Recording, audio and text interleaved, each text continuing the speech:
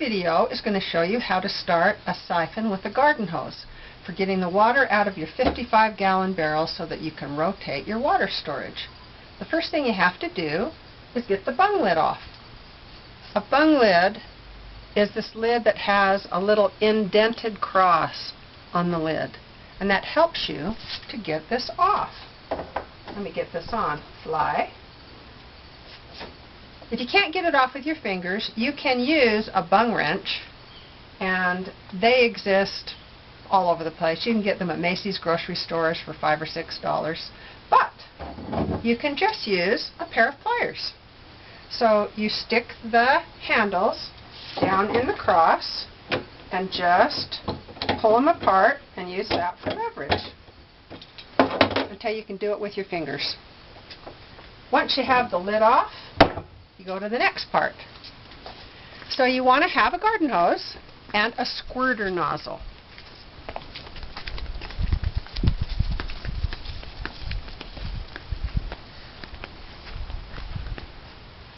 You can use any kind of garden hose, but I am using a food-grade garden hose from an RV supply store. And that is so that when I fill my water barrels up, the water's getting none or less chemicals in it.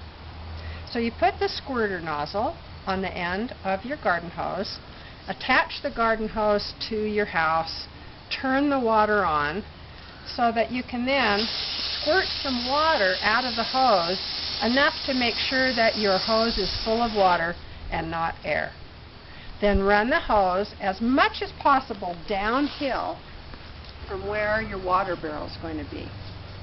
Now that my hose is full of water, I'm going to go back and detach it from the house, turn the water off and detach it from the house.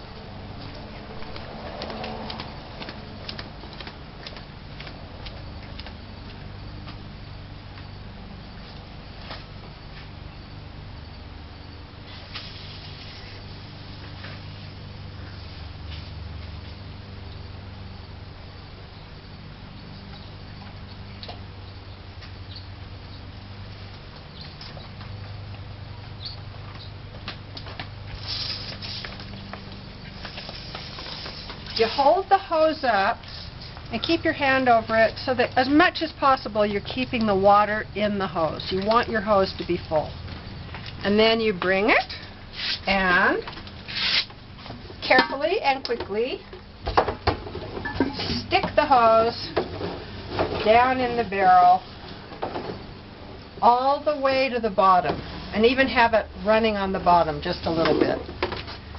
And then take something heavy, I've got a piece of wood here, to put across the hose so that it won't pull out.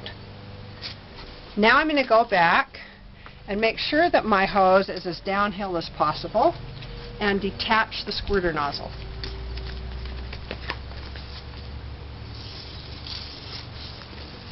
I'm keeping the hose low so that I don't get water running back up into the barrel.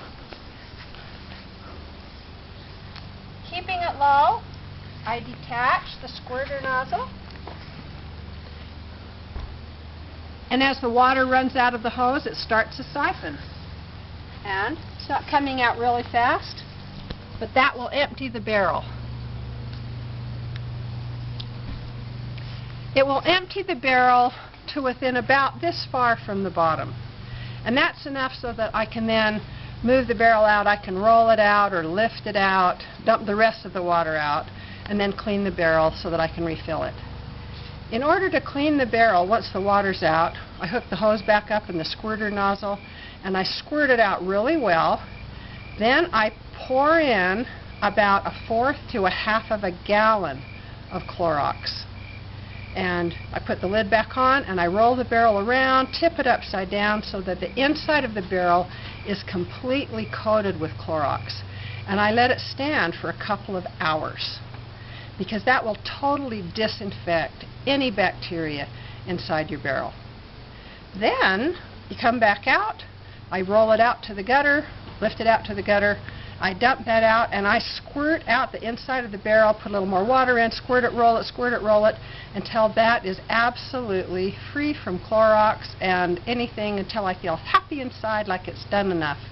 Then I put the barrel back where I want it, and I fill it back up to within, well, to about 7 inches from the top, 7-8 inches from the top. You want to stop to allow for freeze expansion if your barrels freeze during the winter. And I've never had a problem with them freezing or breaking. They do freeze, but they don't break because I allow for freeze expansion. And I rotate my water about once a year. And if your barrels are clean, then that helps your water to be cleaner. And you can always filter your water coming out of the barrels in an emergency if you feel like it isn't clean enough. But this is a great way to have water storage.